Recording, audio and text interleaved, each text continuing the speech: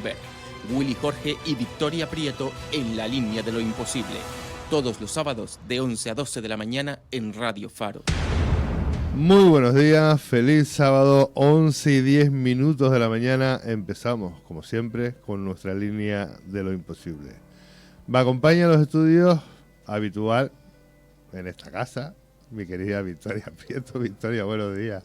Muy buenos días, Willy, ¿qué tal? ¿Cómo estás? Y en los controles, como no podía ser menos, nuestra amiga Neri Pérez. Neri, buenos días. Muy buenos días. Buenos días, Neri. Muy buenos días a los oyentes también, a ustedes, bienvenidos. Recordarles a nuestros oyentes y videntes que nos pueden seguir en directo desde el Facebook, en nuestras formas de contacto, porque como siempre hemos dicho, esto es un programa participativo y son nuestros oyentes y o videntes quienes ponen los temas. Victoria, ¿cómo pueden nuestros videntes y oyentes contactar con nosotros? Pues mira, Willy, a través del Facebook en Radio Faro Canarias, en el Twitter @Radio Faro Sur, a través de nuestro email info@radiofaro.es y, como no, a través del WhatsApp en el teléfono 685 28 48 48. Hoy en nuestro programa de hoy, iba a decir desgraciadamente no, tenemos que hablar de cosas que pasan en todas las islas. Y iba a decir desgraciadamente porque volvemos a la isla de Tenerife. Volvemos a la isla de Tenerife, vamos a ubicarnos en una historia que pasó en el año 77, que se convirtió en el mayor accidente de la historia de la aviación. Vamos a hablar de ese accidente de los rodeos, de esos dos Boeing que chocaron en los rodeos. Vamos a hablar por qué sucedió lo que sucedió. Pero esto nos va a servir de antesala para hablar de lo que queremos hablar después, que es de los fenómenos paranormales que se suceden, porque se siguen sucediendo hoy día, a raíz de ese accidente de los rodeos. Fenómenos paranormales donde en algunos casos aparecen niños, aparecen niñas, son vistos por militares de ese acuartelamiento que hay en los rodeos. Y después hablaremos también de un trasfondo que tuvo el accidente de los rodeos, que es donde se descubrió supuestamente, y siempre hablamos supuestamente porque el Comité de Energía Nuclear nunca lo pudo dictaminar, porque es que en el accidente de los rodeos se descubrieron 480 kilos de uranio empobrecido. Sí. No se sabe si formaba parte del avión, porque solo se encontró en la cola del avión, o formaba parte de esa teoría de la conspiración donde decía que el gobierno americano estaba haciendo contrabando de uranio empobrecido, llevándolo a África, que en ese momento estaba empezando con la carrera nuclear. Con nuestra música habitual de fondo, empezamos en La Línea de lo Imposible.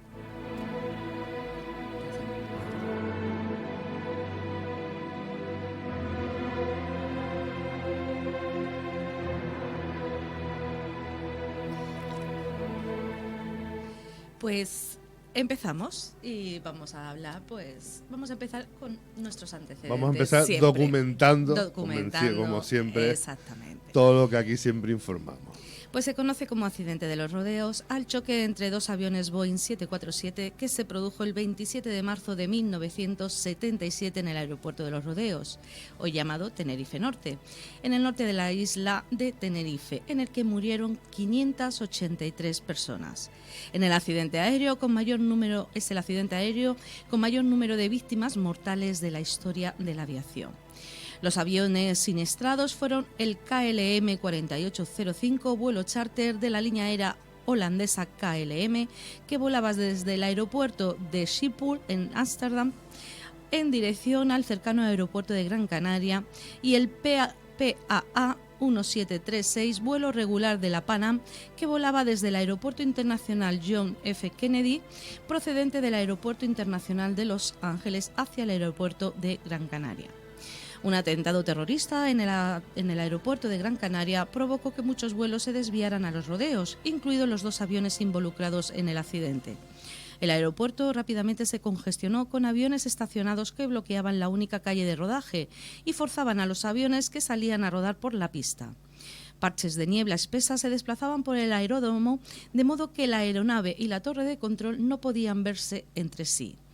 La colisión ocurrió cuando el avión de KLM inició su carrera de despegue, mientras el avión de la Pan Am, envuelto en la niebla, todavía estaba en la pista y estaba a punto de salir a la calle de rodaje. Al descubrirlo, el avión de KLM intentó elevarse para sobrepasar el avión de la Pan Am y casi lo consiguió, pero acabó embistiéndolo. El choque resultante mató a todas las personas a bordo del KLM 4805 y a la mayoría de los ocupantes del Pan Am 1736, con solo 61 supervivientes en la parte delantera del avión.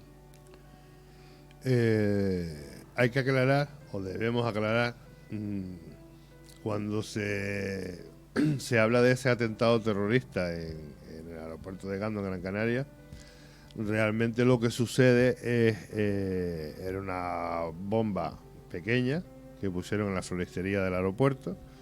El único local afectado fue la floristería del aeropuerto y la propia floristera, que estuvo herida. Pero claro, el protocolo de seguridad no de este aeropuerto, sino de todos los aeropuertos, te obliga o te implica que en el momento de que haya un problema con un artefacto explosivo, sea del calibre que sea, te obliga a cerrar el aeropuerto por comprobar si hay más artefactos y desviar exactamente el tráfico aéreo. Seguimos. La investigación posterior realizada por las autoridades españolas concluyó que la causa principal del accidente fue la decisión del capitán del KLM de despegar, creyendo, erróneamente, que se había emitido una autorización de despegue del control de tráfico aéreo. Los investigadores holandeses pusieron mayor énfasis en el malentendido mutuo de las comunicaciones de radio entre el equipo del KLM y la torre de control. Pero en última instancia, KLM admitió que su equipo fue responsable del accidente y la aerolínea finalmente acordó compensar económicamente a los familiares de todas las víctimas. El desastre tuvo una influencia duradera en la industria, destacando en particular la importancia vital del uso de la fraseología estandarizada en las comunicaciones de radio. Los procedimientos de la cabina también se revisaron, lo que contribuyó al establecimiento de la gestión de los recursos de la tripulación como parte fundamental de la capacitación de los pilotos de las aerolíneas. Sí, vamos, que tiene que haber un accidente pues para que se tomen medidas para que esto no vuelva a suceder, pero bueno. Es como cuando lo de las Torres Gemelas, a raíz de las Torres Gemelas, ya el protocolo impidió a los pilotos pasase lo que estuviese pasando en el avión, de que nadie podía entrar en la cabina del piloto, y además se aportaron las cámaras por fuera de la cabina para que los pilotos siempre, en todo momento, estuvieran viendo lo que estaba pasando. Efectivamente. Pues mientras los aviones se dirigían a Gran Canaria, una bomba en la terminal de pasajeros del aeropuerto de Gran Canaria explotó a las 13:15 el día del accidente. Más tarde hubo una segunda amenaza de bomba, debido a lo cual las autoridades cerraron el mencionado aeropuerto por unas horas. El explosivo fue supuestamente colocado por militantes del Movimiento por la Autodeterminación e Independencia del Archipiélago Canario, el MEPAYAC, si bien el responsable de dicha organización clandestina lo niega, acusando en cambio a la Guardia Civil de haber fraguado el atentado para desacreditarlos. Los vuelos KLM 4805 y el PAA 1736, junto con muchos otros, fueron desviados al aeropuerto de Los Rodeos en la vecina isla de Tenerife. En aquel entonces, Los Rodeos era aún demasiado pequeño para absorber fácilmente una congestión semejante. Sus instalaciones eran muy limitadas, una sola pista de despegue, y sus controladores no estaban acostumbrados a tantos aviones, mucho menos jumbos, y era domingo, por lo que solo había 2 de turno. No poseían radar de tierra y las luces de la pista estaban estropeadas. Además, el aeropuerto de Tenerife Sur, que se había previsto para descongestionar el vetusto aeropuerto tinerfeño, estaba aún en fase de construcción y no abriría hasta noviembre del 78. El aeropuerto de Los Rodeos era y sigue siendo un aeropuerto pequeño. Es pequeño, Algún día te contaré la historia del aeropuerto de Los Rodeos y por qué está el aeropuerto de los Rodeos donde está, en esa zona de nieve. ¿Tú la sabes la historia del aeropuerto de los Rodeos? No, Pues la contaremos algún día. Te la voy a resumir muy brevemente. ¿Para qué? ¿Para qué? No, Eso pero muy lo podemos contar en otro, ¿no? porque Willy no se puede aguantar. muy A ver, rápidamente. cuenta. A ver. Había un ingeniero al cual se le pidió que hiciese un estudio de zonas donde se podía hacer un aeropuerto. Él tenía un mapa y marcaba con unas X los sitios donde no se podía hacer los aeropuertos. Ese ingeniero falleció y el que lo sustituyó entendió que las X eran donde sí se podían hacer los aeropuertos. ¿En serio? A ver, la historia es más pragmática, pero te lo estoy resumiendo muy brevemente. Hay que ver. Me recuerda a cómo se han hecho también las carreteras, ¿no? Del interior de las islas. Tú sabes, aunque no estamos yendo del hilo del programa, tú sabes que Tenerife tiene la presa más grande del mundo. Del mundo, se llama la presa de los Campitos. Porque por mucho que llueva nunca se llena. La hicieron sobre el terreno arcilloso y aquello lo absorbe todo. No hay manera de que se llene nunca. O sea. Increíble. Bueno, seguimos. Aunque no hemos ido un poco de la línea del programa, pero bueno, hay que hablar de todo. Hablamos de todo, claro que sí. Cuando el aeropuerto de Gran Canaria fue reabierto, el personal de vuelo de Pan Am 1736 procedió a pedir permiso para despegue hacia allí. Una duda me queda, Victoria. Siendo Lanzarote y Fuerteventura aeropuertos pequeños al mismo nivel que el de Tenerife, como que nos desviaron unos para Lanzarote, otros para Fuerteventura, porque los desviaron todos a Tenerife. O sea, todo el tráfico fue a Tenerife. Date cuenta que yo remontándome a la época, cuidado, aquellos años, si ya consideraban que el aeropuerto de los Rodeos era pequeño, imagínate cómo sería el de las cómo otras islas, serían los de las pequeñas. otras islas. Y entonces supongo que por el tema de las capitales de provincia, los dos aeropuertos más importantes. Es que si te fijas en la historia del turismo de Canarias, y llegaban antes también a Santa Cruz, sí, bueno, que lo que también, pueden pero llegar a ahora. Lanzarote o Fuerteventura. Si te fijas en la historia de Canarias, las islas que empezaron con el turismo fue precisamente los que pertenecen a la provincia de Gran Canaria, ¿sabes? Tenerife, digamos, más turística. Se incorporó al turismo un poco más tarde. No, bueno, Puerto de la Cruz también. Sí, pero fue más tarde. Pero yo creo que fue más Ahí, tarde, más a lo tarde mejor. Lanzarote y Fuerteventura. Lanzarote fueron Lanzarote yo creo que Y fue si de no, las por lo menos primeras. Gran Canaria yo sí creo que es la que más empezó. Lo que está claro que en aquella época el aeropuerto de los Rodeos era un aeropuerto chiquitito. Yo me acuerdo a ir a ver con mis padres los restos del accidente, era yo un chaval, y la limitación de acceso a las pistas era una vallita de madera, o sea... Hombre, por eso vamos a remontarnos a por eso la te estoy época, diciendo, ¿no? o sea, estamos hablando de que era un aeropuertito pequeñito con una pistita, o sea, era una cosita ínfima, ¿no? Bueno, y ustedes lo están comentando, Y lo estamos ni siquiera los controladores aéreos estaban acostumbrados a a ese tener tráfico. a ese tráfico. Eso por eso, para que la gente se ponga en situación de la época en la que estamos hablando y la limitación de medios que había. Pues como iba diciendo, cuando el aeropuerto de Gran Canaria fue reabierto, el personal de vuelo de Panam procedió a pedir permiso para el despegue para volver a Gran Canaria. Pero se vio forzado a esperar debido a que el KLM había pedido permiso para repostar y bloqueaba la salida a la pista de aterrizaje.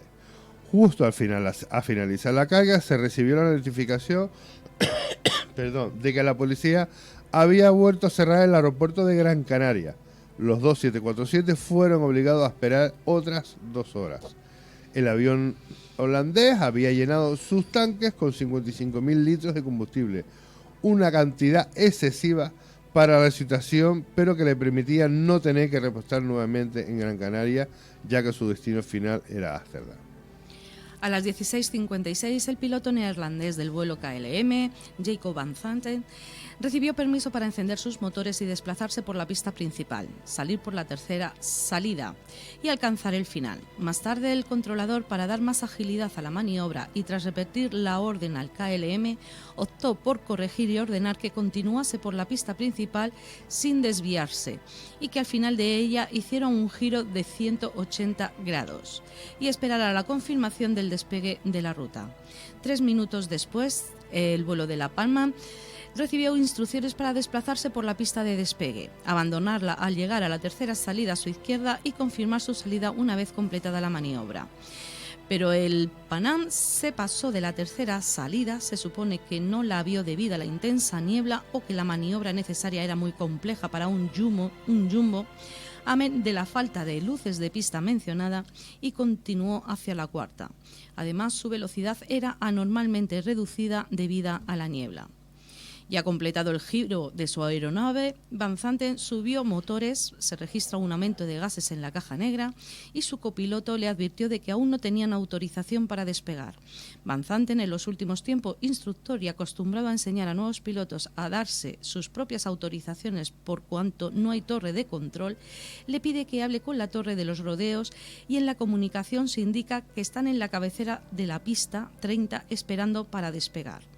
Los rodeos les da la ruta a seguir, un Air Traffic Control Clearance, y el copiloto lo repite terminando con un poco ortodoxo: estamos en posición de despegue, literalmente.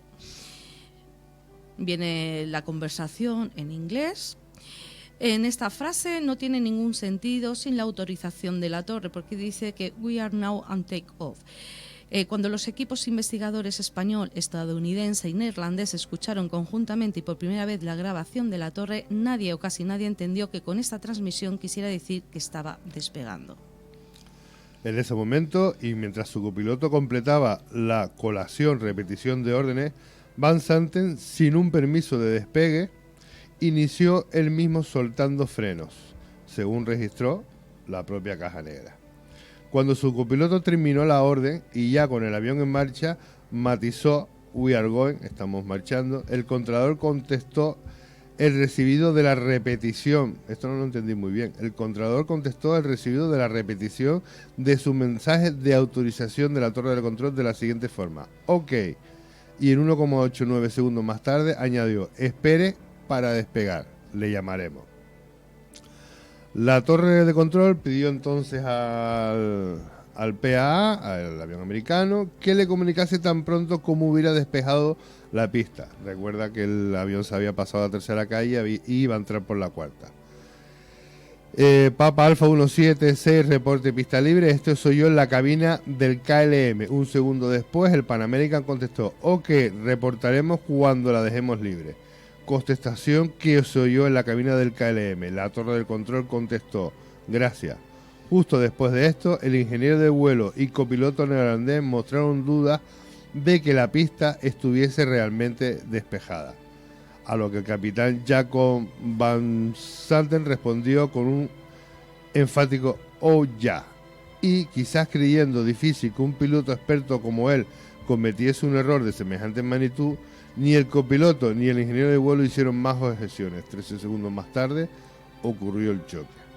Hombre, según lo cuenta aquí, yo tengo claro que en ningún momento comunicaba el americano que había abandonado la pista, sino que cuando abandonara la pista reportaría. Efectivamente. La torre atendió las llamadas de los IB-185 y BX-387 y esperó la comunicación del Pan Am informando de pista libre. Recibió información procedente de dos aviones situados en el aparcamiento de que había fuego en un lugar no determinado del campo. Hizo sonar la alarma, informó a los servicios contra incendios y sanidad y difundió la noticia de situación de emergencia. A continuación, llamó a los dos aviones que tenía en pista, no recibiendo contestación alguna. El impacto se produjo unos 13 segundos después, a las 17:06, tras lo cual los controladores aéreos no pudieron volver a comunicarse con ninguno de los dos aviones. Debido a la intensa niebla, los pilotos del avión del KLM no pudieron ver al avión de la Pan Am enfrente. El vuelo KLM fue visible desde el Pan Am aproximadamente 8 segundos y medio antes de la colisión y su piloto intentó acelerar para salir de la pista, pero a esta altura el choque era ya inevitable. El KLM ya estaba completamente en el aire cuando ocurrió el impacto, a unos 250 km/h, pero obviamente no llegó a alcanzar suficiente altitud como para evitar el desastre. Los expertos estiman que 25 pies más, 7,62 metros, hubieran sido suficientes. Su parte frontal golpeó la parte superior del otro Boeing, arrancando el techo de la cabina y la cubierta superior de los pasajeros, tras lo cual los dos motores golpearon el avión de la Pan Am, matando a la mayoría de los pasajeros de la parte trasera instantáneamente. El avión holandés continuó en vuelo tras la colisión, estrellándose contra el suelo a unos 150 metros del lugar del choque y deslizándose por la pista unos 300 metros más. Se produjo un violento incendio inmediatamente. Recordaremos que el KLM había repostado minutos antes con 55.000 litros de combustible. Y a pesar de que los impactos contra el Pan Am y el suelo no fueron extremadamente violentos, los 248 pasajeros a bordo del KLM murieron en el incendio, así como 335 de los 396 personas a bordo del Pan Am, incluyendo a 9 que fallecieron más tarde por causa de las heridas. Hubo una pasajera del avión holandés que se salvó, debido a que cuando todos los pasajeros bajaron del avión para tomar el aire antes de ir a Gran Canaria, se negó a volver a subir debido a que ella residía en Tenerife. Las condiciones atmosféricas hicieron imposible que el accidente fuera visto desde la torre de control, desde donde solamente se oyó una explosión seguida de otra sin quedar claro su situación o sus causas. Momentos después de la colisión, un avión situado en la plataforma de estacionamiento avisó a la torre de que había visto fuego. La torre hizo sonar la alarma de incendios inmediatamente y, aún sin saber la situación del fuego, informaron a los bomberos. Estos se dirigieron a la zona a la mayor velocidad posible, lo que debido a la intensa niebla seguía siendo demasiado lenta, aún sin poder ver el fuego, hasta que pudieron ver la luz de las llamas y sentir la fuerte radiación de calor. Al despejarse un poco la niebla, pudieron ver por primera vez que había un avión completamente envuelto en llamas. Tras comenzar a extinguir el fuego, la niebla siguió despejándose y pudieron ver otra luz, que pensaron sería parte del mismo avión en llamas que se había desprendido. Dividieron los camiones y, al acercarse a lo que pensaban que era un segundo foco del mismo fuego, descubrieron un segundo avión en llamas. Inmediatamente concentraron sus esfuerzos en este segundo avión, ya que el primero era completamente imposible hacer nada. Como resultado, y a pesar del gran alcance de las llamas en el segundo avión, pudieron salvar la parte izquierda, de donde más tarde se extrajeron entre 15 y 20.000 kilos de combustible. Mientras tanto, la torre de control, aún cubierta por una densa niebla, seguía sin poder averiguar la situación exacta del fuego y si se trataba de uno o dos aviones los implicados en el accidente. Victoria, agüita, ¿eh? Agüita. Se me están poniendo los pelos de punta, eso es... Bueno, pues llegados a este punto, porque veo que me estás emocionando. Sí, un poquito. Vamos a irnos a nuestra necesaria y consabida publicidad y volveremos en unos minutos. Pues nos vemos ahora.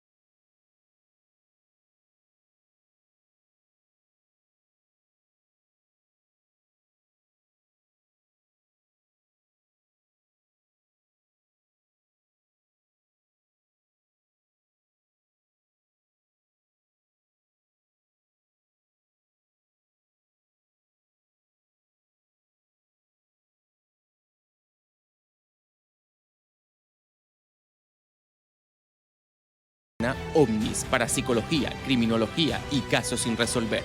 Willy Jorge y Victoria Prieto en la línea de lo imposible.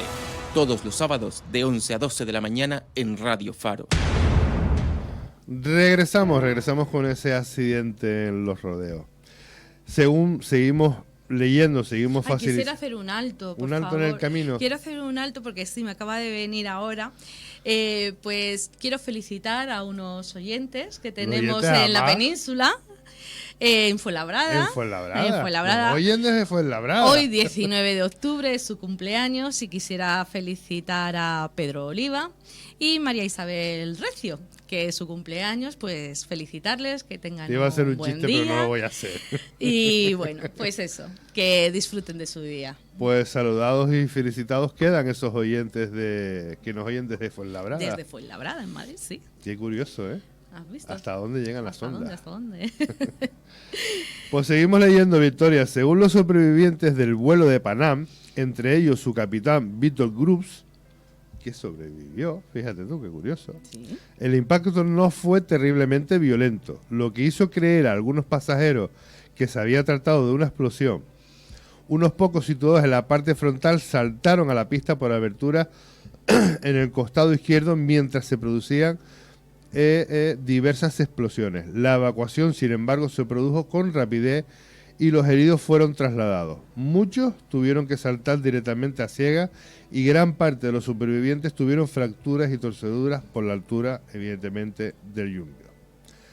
Camiones de bomberos de las ciudades vecinas de La Laguna y Santa Cruz tuvieron que ser empleados y el fuego no fue completamente extinguido hasta las 3:30 horas del día 28 de marzo.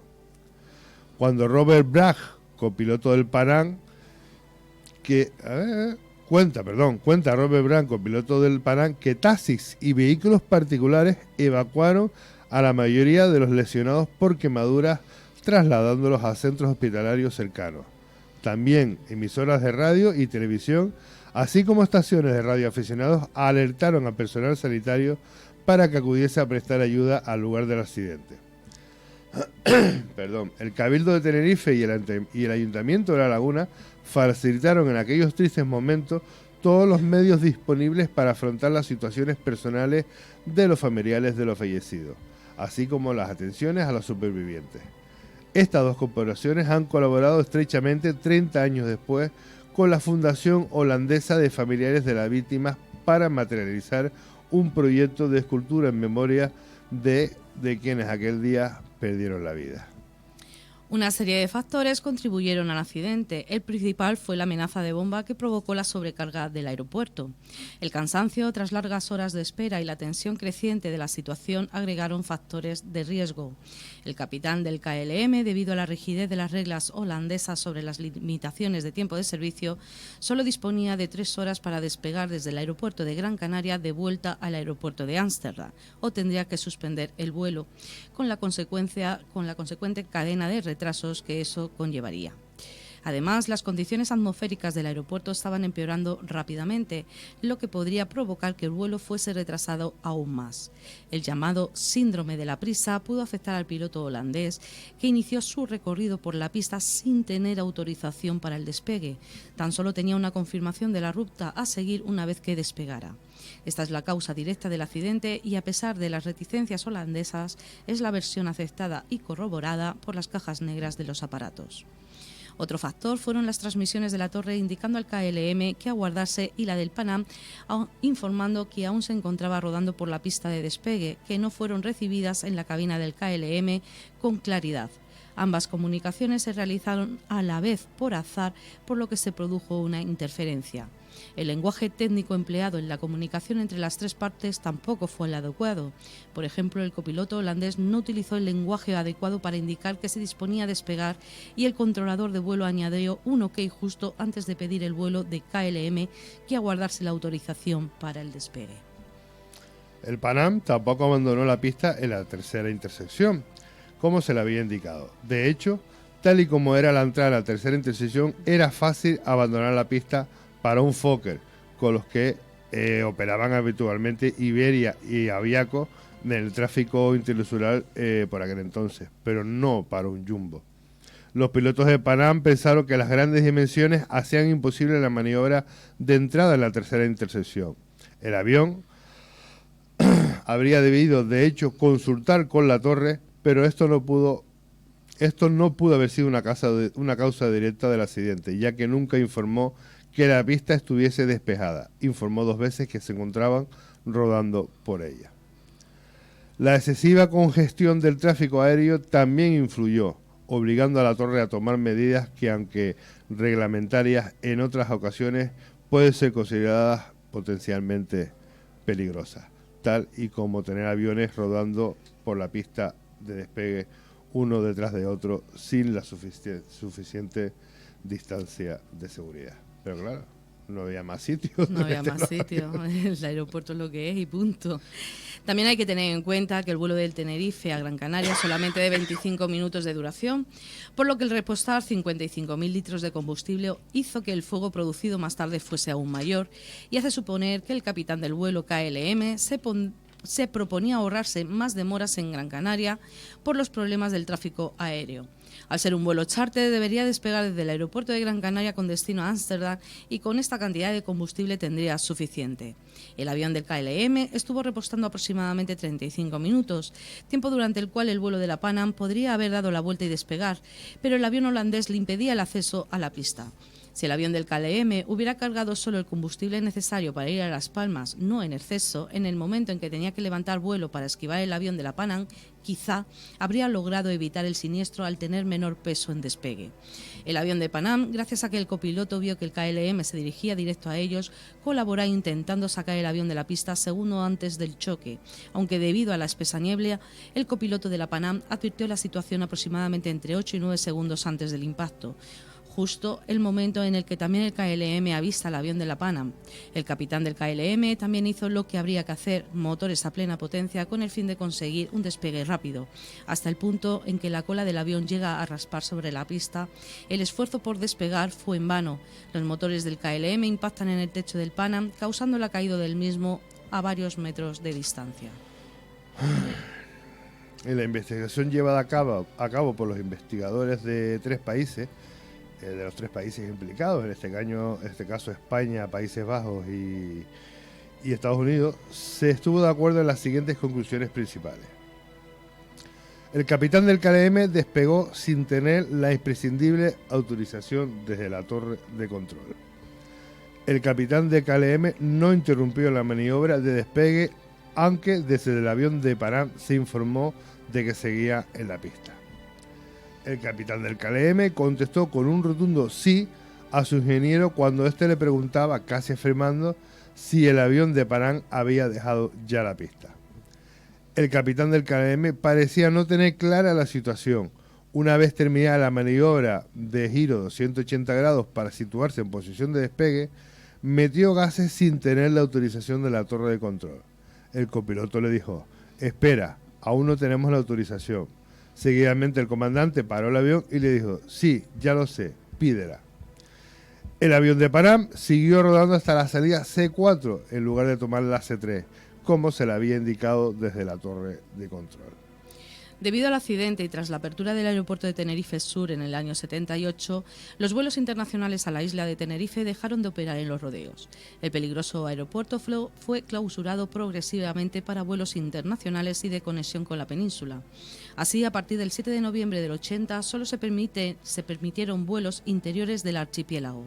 El número de pasajeros en Tenerife Norte decayó claramente en los años siguientes hasta la entrada en servicio de Intercanarias y otras compañías regionales, Islas Airways, que la siguieron, lo que supuso el renacer del aeropuerto con la recuperación de las conexiones con la península. Tras numerosas ampliaciones y mejoras, el aeropuerto fue reabierto para vuelos internacionales el 14 de febrero de 2003, si bien no recuperará nunca el número de vuelos y pasajeros anterior a 1980 por motivos de seguridad aérea. Como consecuencia del accidente, se produjo una serie de cambios en cuanto a las regularizaciones internacionales. Desde entonces, todas las torres de control y pilotos deben usar frases comunes en inglés y se comenzarán a instalar en los aviones sistemas de navegación automáticos para niebla. También se cambiaron los procedimientos de cabina, dándose más énfasis a la toma de decisiones conjuntas entre los miembros de la tripulación. En concreto, está terminantemente prohibido decir despegue, take-off, en frases que no sean precisamente las del despegue. En su lugar se deberá hablar de salida. Los radares de tierra, inexistentes en pistas que no fueran de grandes ciudades como Londres, Nueva York o París, también empezaron a ser incluidos en la mayoría de aeropuertos, aunque hasta la primera mitad de los años 80 no serían mayoritarios. Su ausencia, algunos años después en otros aeródromos, todavía depararía desastres aéreos. Tristemente, se le recordará como el accidente aéreo con mayor número de víctimas mortales de la historia de la aviación.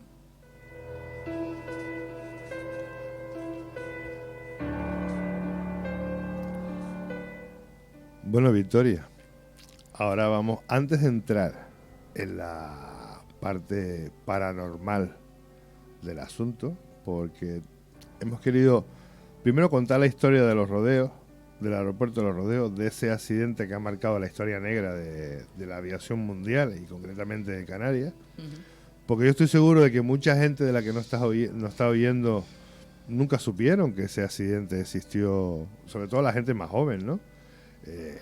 Y bueno, y aunque sea parte de nuestra historia negra, forma parte de nuestra historia.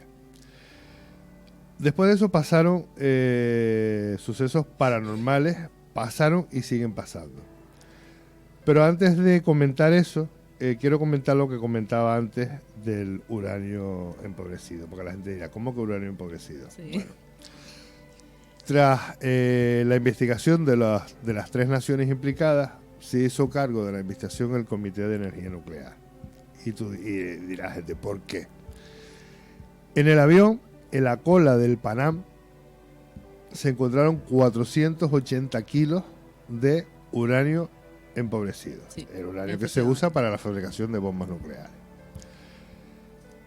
Lo que no está muy claro es por qué estaba ese uranio ahí. Sí, ahí es hay donde dos versiones. Hay dos versiones. Una versión es que los travesaños de la cola del avión de Panam habían sido fabricados en ese material porque era barato y era ligero, o que en aquel momento, como el Panam iba con destino a una nación de África, no recuerdo cuál, como en aquel momento ya ciertas ciudades de África estaban con el tema de la energía nuclear, había servido el avión de la Panam como contrabando, como supuesto contrabando de uranio empobrecido hacia África. De ahí la teoría de la conspiración, que se rumorea de que Estados Unidos utilizó un vuelo comercial para hacer contrabando de uranio empobrecido. Pero eso es una de las teorías de la conspiración. Que estaba allí, que estaba. Que estaba el uranio, estaba. Ahora, ¿por qué estaba ahí el uranio? Fue porque se fabricó esa parte del avión con ese material. Siempre lo negó.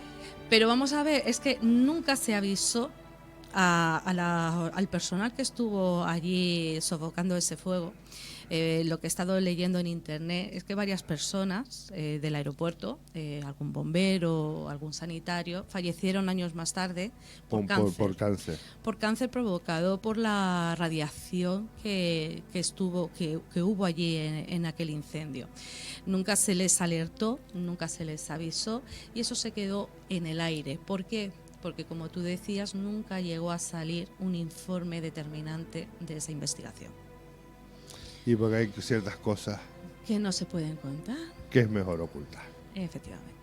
Ahí lo dejamos. Ahí lo dejamos. Ahí lo dejamos porque, como siempre he dicho, nos cuentan lo que... Ahí los gobiernos y ese cuentan. Poder económico. Ahí está. Que existe y es real. Efectivamente. A ver, los fenómenos paranormales, por favor. Vamos a los fenómenos paranormales. Estás intrigada. Sí. Semanas después del accidente, empezó a circular el rumor según el cual, durante la ardua tarea de recuperación e identificación de los restos humanos, nunca apareció el cuerpo de una niña o de un niño, según quien cuente la versión, de un niño o una niña que viajaba en el avión. Cuando se desestimó el bulo, ya era tarde, había nacido una leyenda urbana. De todos modos, aunque no faltaron cuerpos por recuperar, diversos testigos afirman haber visto por la zona el espíritu errante de una niña. Incluso hoy en día, 30 años después del terrible accidente, varios militares destinados en una base militar anexa al aeropuerto de Los Rodeos nos confirman personalmente que han sido testigos de la aparición fantasmal de un niño. Vale, aquí hay que hacer un inciso. Esto se ha recogido, vamos a ver, ha hecho 42 años del accidente, esto se ha recogido. Yo dije 30 años. Sí, porque el reportaje es de hace unos 12 años. Nace una leyenda urbana, cuidado, nace una leyenda urbana. No se sabe si es cierto o no, pero hay testimonios de cabos primeros que están en una base, exactamente, hay testimonios en diferentes años. A hoy en día no he encontrado ningún otro testimonio. Hoy en día, a fecha 19 de marzo de 2019, lo más nuevo que es viejo es del año 2004, una cosa así. Pero bueno, el accidente fue en el 77, 2004, o se ha callado ese rumor o es eso, una leyenda urbana. Entonces, como estamos aquí, para que el oyente sepa y luego quiera informarse y que él opine lo que quiera opinar y que tenga su propia opinión de ello. Siempre hacemos. Como siempre hacemos. Pero quería hacer este inciso, ¿vale? Bueno, pues en febrero del año 97, un joven, un cabo primero, cuenta a una emisora de radio: no solo soy yo quien dice haber visto a esa niña pasear alrededor de la garita durante la noche. Algunos de mis compañeros también la han visto. Es una niña pequeña con la ropa rota y la piel blanca, muy blanca. No dijo nada, todo pasó muy rápido. Solo la he visto una vez y como borrosa. Iba mirando al suelo mientras se arrastraba. Bueno, no es que se arrastrara exactamente, era como si flotara o algo así. Buf, un rollo extrañísimo. Yo di un salto, pero se borró del aire de repente. Otro de los testigos de este misterio es un teniente de artillería antiaérea que en marzo de 1997 salió a hacer ejercicio físico por los alrededores de la base. Aprovechando la larga carretera que va paralela a las pistas, al pasar por los hangares del grupo de artillería antiaérea ligera, puede ver claramente a una niña, con la cabeza inclinada hacia abajo y sin piernas, desplazarse sin tocar el suelo. Lo miró con expresión desconcertada, seguidamente cogí una piedra y la lancé, sin fuerza, o a una zona próxima a la niña. Se desvaneció muy rápido entre los arbustos cercanos. Llama la atención como un militar de alta graduación admite con firmeza haber presenciado lo que califica como un hecho insólito. Pero es que un día del año 2003, un vigilante de la zona de los hangares empieza a escuchar voces que parecen provenir de ningún lugar. Esta persona se acerca al lugar del que salen las voces, por si hubiera algún peligro. Son cada vez más audibles y es como si le rodearan. Intenta iluminar con la linterna, pero no ve nada. De repente esas voces paran de golpe. En ese momento el hombre se encuentra aturdido. Sale del hangar despavorido. Resulta un incidente curioso y que parece tener que ver con las famosas impregnaciones de las que habla la parapsicología. A fin de cuentas, uno de los hangares hizo de improvisada morgue el día del accidente, por lo que no es de extrañar que pudiesen registrarse episodios extraños de este tipo. Aunque también es posible que este relato fuese en realidad una variante de otro que se refiere a la obtención de psicofonías dentro de estas instalaciones. Una de las personas que tuvo acceso al hangar efectuó una prueba de psicofonías asegurando que en aquel registro se escuchaban voces. Y en marzo de 2004 se recoge otro testimonio. Esta vez los soldados destacados en el terreno militar Las Raíces, zona boscosa cercana al aeropuerto de Los Rodeos, estaban de instrucción nocturna. Eran las 2:30 de la mañana. Uno de los compañeros que se encontraba a unos 200 metros del resto del grupo llegó corriendo y gritando: he visto una niña. La describía como una niña de 7 años con melena oscura y unos intensos ojos azules. Enseguida se hizo una batida para buscar a la pequeña, pero no encontraron nada de nada. Desde un primer momento se la conoció como el fantasma de la niña de la garita, ya que por primera vez se le vio en una garita o puesto de observación y guardia que vigilaban en todo su perímetro las instalaciones militares. Estamos hablando del acuartelamiento militar situado justo al otro lado del aeropuerto de Los Rodeos, concretamente de la garita sur, la más alejada al núcleo edificable del acuartelamiento. Según dicen, al identificar todos los cadáveres faltaba una niña, nunca se encontró su cuerpo, de ahí que se piense que ella es el fantasma de la garita. Por otra parte, semanas después del accidente en el aeropuerto de Los Rodeos, muchos operarios han sido testigos de sucesos extraños como voces, lamentos, llantos.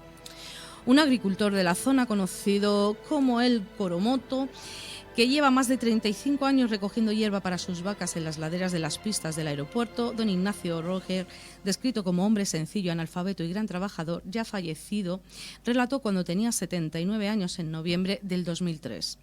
En aquella época no había vallas para cerrar las pistas, todos entrábamos hasta arriba para recoger la hierba y cuando los aviones llegaban y salían nos poníamos los dedos en las orejas o abríamos del todo la boca para que el ruido no nos dejara sordos. Yo me acuerdo de estar recogiendo pasote en la parte alta y muchas veces los pasajeros por las ventanillas me decían adiós. Desde la azotea de su casa ha visto a los pasajeros errantes. Dice, no son pocas veces en las que yo he visto a gente asomarse en lo alto de la ladera, junto a las pistas, y mirar para aquí abajo. Algunas veces levantan los brazos. Bueno, Victoria, ¿estamos hablando de una leyenda urbana o es cierto que los rodeos deambulan los espíritus de esos pasajeros del Boeing? ¿O será el cansancio y la sugestión que le ha jugado una mala pasada a los supuestos testigos? Esta le ha sido la historia del aeropuerto de Los Rodeos, ya te digo, la historia negra. Yo quiero hacer aquí un inciso. Está muy resumido el caso de este agricultor. Este agricultor hizo una entrevista en una radio y tenía la entrevista hecha. Este señor dice que en una de las laderas de allí, dice que ve gente, que hay gente, ve mucha gente, incluso efectivamente lo que ha dicho levantando los brazos, dice, al principio yo pensé que era un grupo de gente, pero cuando desaparecieron sin más, yo ya no sabía, dice, solo se lo conté a mi mujer y fuimos para allá para verlo, también fue con su hijo, era menor de edad entonces, o con su nieto y bueno. Y ahí, esto es más resumido, pero la niña de la garita no lo sé, pero que este hombre, un agricultor... Hay otra historia, evidentemente el programa tiene la duración que tiene, hay una historia que además la leíamos ayer, de un soldado que estaba montando guardia en la garita, que ve a la niña, que avisa a su jefe de guardia, cuando va su jefe de guardia se encuentra el tipo tirado ahí en el suelo con una lipotimia. Efectivamente. Y al día siguiente le llama el comandante del cuartel para hacer una entrevista y se encuentra, aparte del comandante, a un señor, una tercera persona tomando nota, vestida de negro, que en ningún momento se identificó y que tomaba nota de todo lo que decía. Y a este cabo primero se le prohíbe hablar del tema. Y se le prohíbe hablar del tema. Yo soy de Tenerife, conozco el acuartelamiento de Los Rodeos, es la base de helicópteros que cuando hay un incendio, pues los vimos aquí en Gran Canaria. Y siempre se ha oído de soldados que montando guardia han visto a la niña de la garita. Independientemente del testimonio del agricultor, ¿vale? Que aparte ya en primer lugar ponen una persona mayor, analfabeta, o sea, ya... Sí, pero eso no le quita credibilidad. No, pero bueno, bajo mi punto de vista no se la quita, pero parece que intentan quitársela, pero luego cuando nos encontramos con las declaraciones de militares... tú lo comentaste, el teniente que, o sea, ya me recuerda a la historia de Fulmiano Fuentes, que no le daban, se catalogaban a los testigos dependiendo de los estudios, del cargo que tuvieran, ¿te acuerdas? Pero ese fue el caso del OVNI de Galda. En los expedientes OVNI. Del OVNI, perdón. Es el caso del OVNI de Galda. Según los estudios y la cultura que tenía, le daban una categoría. Y según los estudios y la profesión.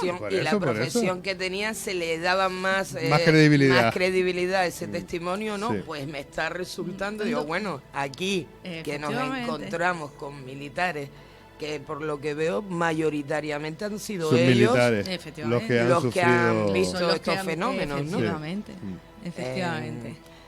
Yo suelo ir por los rodeos, ¿eh? Ahora iré mirando un poquito Ahora voy más. mirando a ver. Pero bueno, estas son historias que pasan. Yo pienso que después de un accidente tan trágico, igual que las voces en el hangar ese, que dicen que alguno Hombre, de los hangares El fue ambiente se tiene una que quedar morgue impregnado, improvisada. al menos de esa energía negativa. No te digo de espíritu, no te pido tal, pero sí, Sí, de, ese tipo de de esa ener- carga chunga, ¿no? De, ños, aquí pasó todo esto, ¿no? Sí, sí. Pero bueno, no sé, fue un accidente muy... Bueno, yo estoy con los pelos de punta, el vello de punta ahora 500 mismo, y ¿no? pico, bueno, ya te digo, nunca ha habido un accidente. Claro, que fueron 2 aviones con 200 y tantos y casi 300 Bueno, qué cada. curioso la persona del KLM que sobrevivió, porque como ella vivía en Tenerife, dice, así ya no tengo que hacer escala de Gran Canaria a Tenerife. Sí. Se quedó y bueno, Y mira, y salvó la vida gracias a eso. no hay testimonios, pero y esa sensación de, mira, yo ya me quedo aquí, o la sensación de decir, ay, ¿te han salvado la vida o te has salvado la vida? Y pensar, ¿y por qué he sobrevivido yo? Pues esta ha sido la historia. Hemos recordado para aquella gente más joven tal vez que no sabían de lo que pasó en Canarias en aquella época, ese accidente, el mayor accidente de la historia de la aviación. Y bueno, y la historia de esta niña, que supuestamente no apareció su cadáver y que sigue deambulando. Yo ahí Por voy ese a dar mi aeropuerto de los opinión Rodeos. y yo pienso que ahí sí que nace una leyenda de la famosa niña porque según la versión, como hemos dicho, es una niña o un niño con un camioncito. Yo pienso que ahí sí que hay una leyenda urbana. El agricultor me da que pensar. Pero ahí lo vamos a dejar, luego cada uno que opine lo que quiera. Pues lo mismo que dijimos cuando el barranco de Badajoz, habrá que ir y ver. Habrá que, bueno, si alguien lo ha visto, pues que nos diga. Si alguien ha visto algún tipo de este tipo de cosas que le parecen extrañas, pues ya saben que se pongan en contacto con nosotros. ¿Dónde, Willy? Pues se pueden conectar en contacto con nosotros a través de Facebook Radio Faro Canarias, a través de Twitter @Radio Faro Sur, a través de nuestro correo electrónico info@radiofaro.es y a través de nuestro WhatsApp 685-284-848. En la línea de Imposible los temas los ponen ustedes, contacte con nosotros, nosotros nos vamos ya hasta el sábado que viene. Hasta el sábado que viene. Nos A vemos. Victoria la oyen ustedes aquí el jueves, todos los jueves por la tarde, y nos despedimos de Neri. Neri, pues por lo pronto tú y yo hasta el sábado que viene. Bueno, sí, yo el lunes a las 5 de la tarde. No, digo ya que empieza no nos esta volvemos a ver hasta el cita. sábado que viene. Es verdad, tú y yo no nos volvemos a ver hasta el sábado que viene, pero que ¿De qué no vas a recuerden- hablar, Victoria, este jueves? Ah, O, todavía no te- o la todavía directora no. de tu programa todavía no te ha dicho. Todavía no. Y ahora, igual que ella dice los jueves que el director del programa le impide hablar de lo que tienen los sábados en la línea de lo imposible, No, pero te voy a decir del una cosa. batiburrillo no vayas a hablar, Victoria. No hablo del batiburrillo, pero lo que sí voy a decir es una cosa. El jueves todavía es muy pronto porque barajamos muchas, Sí, muchas jugamos cosas. con mucha información. A ver, hay Entonces mucha- barajamos muchos programas. Entonces, pues por ejemplo, mezclamos y decimos, pues mira, esto sería interesante, o podríamos hablar de tal, y dependiendo de cómo, pues mira, yo pienso que esto va a ser mejor, entonces puedo investigar, tengo programas preparados para unas cuantas semanas, vamos a ver, pero La gente nos propone temas, lo que pasa es que sí es cierto que hay temas que buscas información Claro. y no encuentras prácticamente por nada. ejemplo el tema de la niña de la garita, pues estuvimos buscando fenómenos paranormales, etcétera, y en los rodeos, y fue justo a través del accidente. Entonces dices, ¿cómo no hablar de ese accidente de hace 42 años, el accidente peor de la historia de la aviación? ¿Cómo no hablar de ello que sucedió aquí? Vamos a recordar también a esas víctimas, todo ese cúmulo de cosas que pasaron, que para que llegara a término este accidente, cómo a raíz de ese accidente se han hecho mejoras para que no vuelva a pasar, etcétera. No, pues es también una manera de... Bueno, y este programa sirve para que gente nos oiga, nos mande información que además desconocíamos y seguramente haremos otro programa sobre temas que ya hemos hecho, porque a raíz del programa que hemos hecho hemos recibido nuevas informaciones de gente que se dirige a nosotros. Entonces, en uno de ellos, o sea, seguramente volveremos a hablar de la luna, en este caso de la cara oculta de la luna, porque allí están pasando cosas. Bueno, ahí tengo que hacer yo un inciso, se les quedó pendiente el número 66, ¿o cómo era? El hangar. El hangar. El hangar 51. 51, perdón. Y Sí, también pues. hay novedades en el caso de Eufemiano Fuentes. Ah, también. Sí. Sí. Solo digo Brasil y familia. Sí. Y ahí lo dejamos. Ahí lo dejamos. Y ahí lo dejamos. Exactamente. ¿Saben lo Tal malo? vez hemos descubierto o tal vez nos hemos enterado de dónde estuvo Eufemiano Fuentes todos estos años. Perdón, Eufemiano Fuentes no. El rubio. El rubio. El rubio. El rubio. Tal vez nos hemos enterado de dónde estuvo el rubio todos estos Escondido. años. O escondido todos esos Bueno, años. queridos oyentes, yo espero que ellos me lo cuenten ahora y así se lo cuento yo el lunes a ustedes en el batiburrillo. No. Incompatibilidad de programa. Señores, que nos vamos. Que nos hasta vamos. el sábado que viene. Hasta el sábado, hasta Victoria, el jueves. hasta el sábado, Neri, hasta el sábado. Neri, hasta el jueves. Chao.